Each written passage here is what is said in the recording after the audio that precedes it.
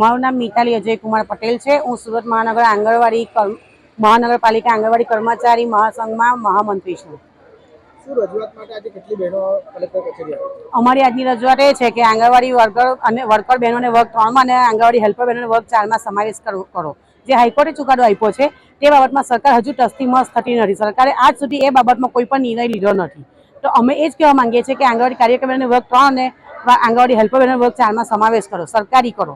એમને લઘુત્તમ વેતન 15,000 મળવું જોઈએ, તે હજુ પણ મળ્યું નથી। 10,000 પગારમાં આજે શું ઘર ચાલે? કશું ચાલતું નથી। આ આંગણવાડીની જે એડવાન્સ ગ્રાન્ટો સરકારશ્રી આપવાની હોય છે, એક પણ રૂપિયા એડવાન્સમાં મળતો નથી। ફોનમાં કામગીરી ઢગલો કરાવે છે, પણ નવા ફોન પણ સરકાર તરફથી મળતા નથી। બધી બહેનો પોતાના પર્સનલ મોબાઈલમાં કામ કરે છે, તો આ યોગ્ય નહીં કહેવાય। તાત્કાલિક ધોરણ ત્યાર પછી બહેનોને ફોન આપો, THR બંધ કરાવો। THR માટે KYC કરવું પડે અને ફેસ કેપ્ચર કરવું પડે, જે લાભાર્થીઓ નથી કરાવતા।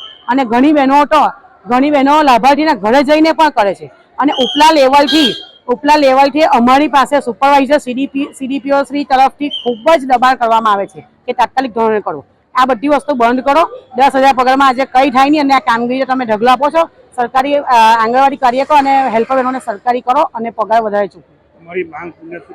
અમારી માંગ પૂરી નહીં થાય તો પછી અમે ઓનલાઈન જે કામગીરી છે સરકારની તે બંધ કરી દઈશું અને અચોક્કસ મુદ્દતની હડતાલ કરીશું। 400 થી 500 બહેનો અમારી જોડાયેલી છે।